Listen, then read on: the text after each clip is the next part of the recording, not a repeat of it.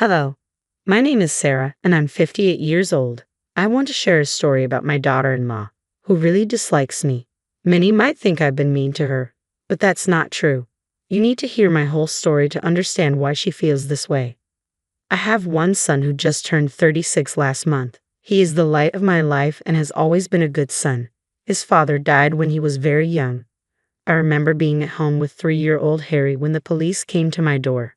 They told me that my husband had been in an accident and didn't survive. I was devastated. As a stay-at-home mom, I had no income and almost no money. We were young and didn't have life insurance. My husband had a good job and wanted to take care of me, so we decided I would stay home with Harry. No one prepared me for what happened. I was a mess and I had to take care of my little boy. The little money I had went to medical bills. I had to beg my husband's family for money for his funeral. My own family had disowned me when I married, so I couldn't ask them for help. His extended family gave me some money for the funeral but nothing more. They said we weren't their problem, even though Harry was their blood. Even though I was heartbroken, I didn't have time to grieve. I had to earn money to feed my child and keep a roof over our heads. We moved into a small apartment. My neighbors Kimmy and her husband Jack helped me move and even babysat Harry while I worked 2 minimum wage jobs to get by. I will always be grateful for their help. Things got better when I found a new job with good paid medical insurance. I could afford therapy for myself and Harry without working extra jobs. I moved Harry to a better school and didn't need to rely on Cammy for babysitting anymore. I always tried to repay them for their kindness. When I got a better job, I offered to pay Cammy, but she always said, "Sarah, you're like a sister to us. We can't accept your money. Harry is almost like our nephew. You guys are family." I insisted, "You did so much for me. Please let me repay you. I feel terrible for taking advantage of you." She would reply, "Relax, Sarah. You're not taking advantage of us. We're happy to help. You are family." I finally said, "At least let me look after your dogs when you're away. Once your daughter is born, I'll be your primary babysitter. Please give me this chance to pay you back." After their daughter Shiloh was born, I was happy to babysit her whenever they needed me. Sheila and Harry grew up together and became best friends. As they got older, it was clear they had feelings for each other. By the time they graduated from college, they were in a solid relationship. I stayed friends with Cammy and Jack, but there was a problem. Shiloh didn't like me at all. I don't know why, but she was often mean to me. Shiloh complained about my house rules, saying I was too controlling with Harry. I just had basic rules like not wasting food and cleaning up after yourself. She also didn't like how much I donated to women's shelters. Sheila thought I should spend that money on fancy gifts for Harry instead. She believed people should live luxuriously and looked down on those who didn't. Shiloh once said, "You can barely feed yourself and Harry. Why do you bother donating money? You could have bought Harry a new phone. Even my gadgets are better than his. It's a shame he has to settle for cheap things." I replied, "Harry already has a good phone. I donate because I know how hard it can be for women in crisis. It's just a small amount, but it makes a big difference to the shelter. They need it more than we do." I did spend money on Harry when I could, but sometimes he had to make sacrifices. He never complained because he understood not everyone has it easy. I taught him to appreciate what we have. Kimmy and Jack tried to change Shiloh's behavior, but it didn't work. She kept criticizing my parenting and financial situation whenever she visited. It hurt, but I didn't want to cause trouble between her and Harry. Shiloh would say mean things when Harry wasn't around. Harry proposed to Shiloh right after college. He had a good job, so money wasn't an issue for him. I was happy for him but unsure if Shiloh was the right one. She said yes, and they started planning the wedding.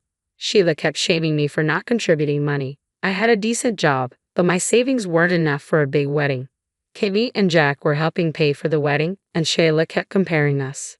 She said, "Wouldn't it be nice if both our parents contributed? Harry can pay for it, but he's already spending so much. Thank God my parents are helping. We have to settle for a backyard wedding if it depended on you." I replied, "I'm sorry, Shilah. I tried to save up, but I can't afford it. Maybe we can negotiate for a smaller cake." She snapped back, "Let it be Ava. I don't want my wedding to be a joke. My friends already say Harry is unlucky to have a poor mother like you. Save that money for retirement. Harry has a new family now." I suggested a smaller cake won't be a big problem. Many people do it to save money. I know Harry can pay for a big cake, but it would save money if I covered a smaller one. Shilah retorted, "My friends and I have class, Ava. I can't have a cheap wedding. Harry promised me the wedding of my dreams. I'm not changing it because you can't pay. At least Harry knows how to keep his standards high. No matter what I suggested, Shyla was unimpressed. She expected me to pay for a third of her luxury wedding. I didn't think spending so much on a wedding was wise, given my financial troubles. To help, I sold my old engagement ring and gave the money to Harry. Harry, this is your wedding gift. I want you to use it as a down payment for the house you're looking at. I know it's not much, but it's all I can give. Mom, you don't have to. I feel guilty about accepting it. Please, Harry, I want you to have this. Nothing would make me happier than knowing you used this money for your dream house. Harry accepted the gift and bought the house. Shyla, who was jobless, decided to be a stay-at-home wife since Harry made enough money for both of them. It was her dream come true. However, Harry kept the house in his name, and Shyla didn't know I contributed to the down payment. She often boasted to her friends about how wonderful Harry was, but her happiness didn't last long. I had a bad accident on my way home from work and needed a long recovery. Harry covered my extra hospital bills and insisted I leave my job. I didn't want to depend on him, but I had no choice. Harry then asked me to move into his home so he could take better care of me. Harry, I don't want to be a burden. You have enough on your mind with the wedding. Shyla might have a hard time adjusting to me being there. I don't want to intrude. Mom, the house is big enough for all of us. I'm sure Shyla will understand.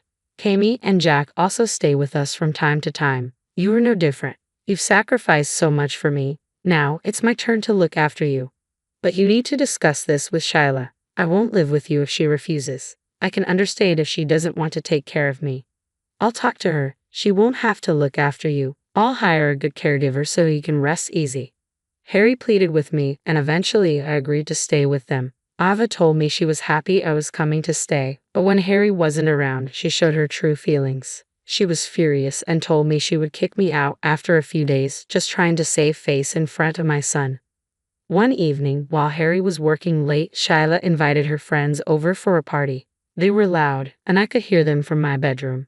Shyla made sure they were within earshot and said things like, "I'm glad you guys like the house. It's exactly what I dreamed of. Harry is paying for the wedding and the house. If only his horrible mother had planned better for him." Her friend responded, "It's sad Harry had such a bad parent.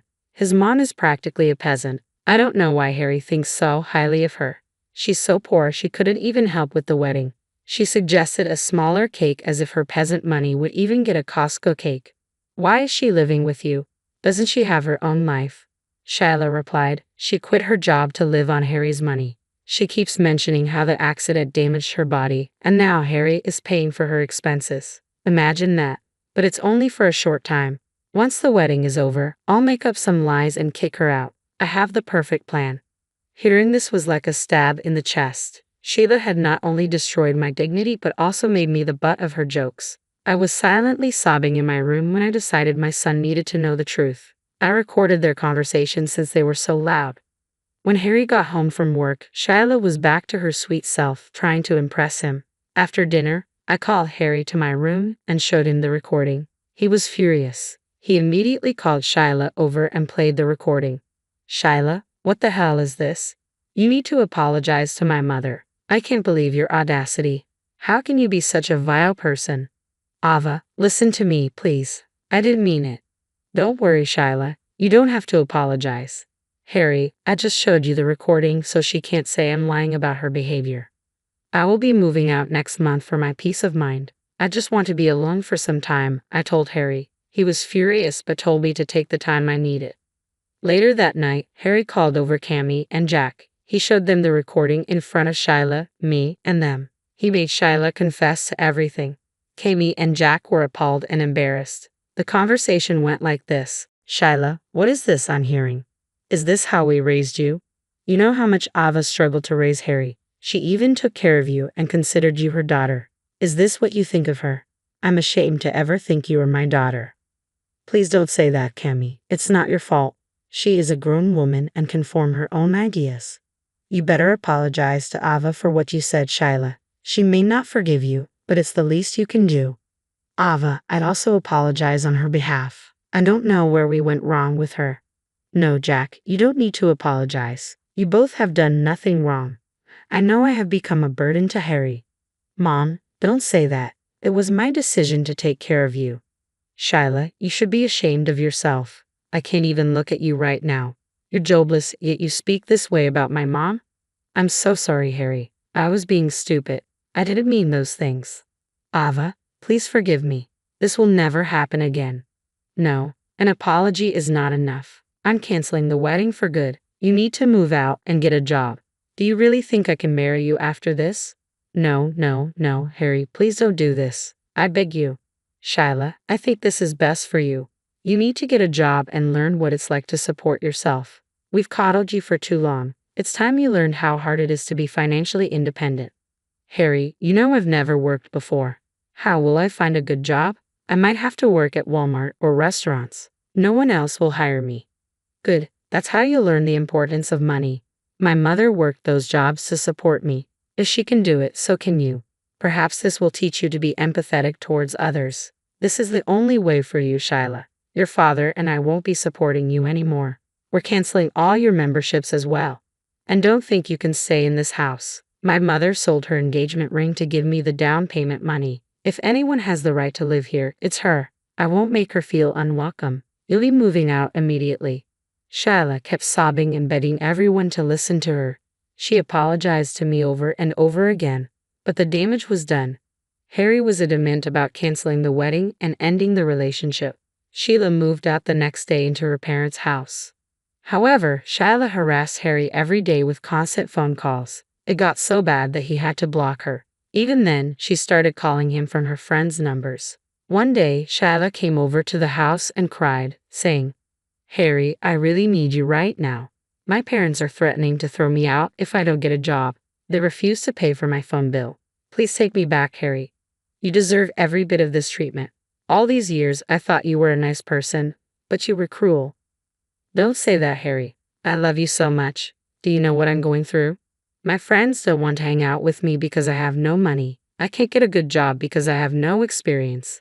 My poor mother managed just fine. She fed 2 people on minimum wage jobs. You only have yourself to take care of. You are not special.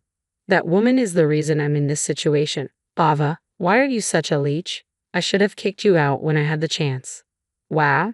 You just don't learn, do you? Thank God I told my son the truth. Otherwise, he would be stuck with someone like you. I've had enough of you, Shyla. You need to leave immediately. Don't even think about stepping foot in this house again. I will call the police next time you show up. Sheila was slowly becoming hysterical before my son threatened to call the police again. She left looking defeated but not before throwing me some disgusting looks. I decided to call Cammy and Jack to tell them about what happened, warning them that we might have to call the police on their daughter. When Cammy heard what happened, she thanked me for telling them. She cut the call, and I didn't hear from her for a month. Harry was extremely heartbroken and spent his time either in the office or taking care of me. He also said that he was glad he saw Shyla's true face before marrying her. A month later, I finally heard back from Cammy. I hadn't contacted her because I thought she was mad at me. When she finally called, she said, Ava, I'm sorry for being out of touch this past month. So much has happened and everyone got overwhelmed. I wanted to give you space so you could decide if you still wanted to keep in contact. You're talking about Cammy? All this time, I thought you were mad at me. We were like sisters, remember? I would never cut you off. Besides, it wasn't even your fault. I could never be mad at you, Ava. It was because of my stupid daughter that this happened. I can't believe I raised such a vile human. You tried your best. Unfortunately, she had such bad friends. She can easily change her thinking, but she just won't. Well, I think it's time she learns. We have kicked her out. She had a month to find a place and move. It's about time we start teaching her about the real world. She's working at McDonald's but hates it. We do talk, but neither Jack nor I send her any money. I think she's staying with 3 other girls in a cheap apartment. Her friends dropped her the moment she didn't have any money to spare. Has Shyla's attitude improved even a little? Unfortunately, no. She still cries about Harry and blames you for ruining her life. We tell her it's all her fault. Sheila still thinks she's too good to work. I guess her delusion isn't cooperating with her right now. We will try our best to set her straight. We have even offered to pay for therapy. If she doesn't improve, we might go low contact. We talked for hours and made things good between ourselves. She was sad she couldn't have Harry as her son-in-law, but understood that it was for the best. Both Cammy and Jack have said they will always consider Harry as one of their own. I'm glad we can maintain a relationship despite everything. A few months later, Harry and I had to put a restraining order against Shyla. She showed up at the house and thrashed my car, which was in the driveway. She also attacked the door when I told her I was calling the police. The security cameras caught everything. The police got there and told her to leave. Both Harry and I decided to file for restraining orders. I decided against pressing charges because it wasn't worth it anymore. Harry decided to buy me a new car so that I wouldn't have to worry about transportation.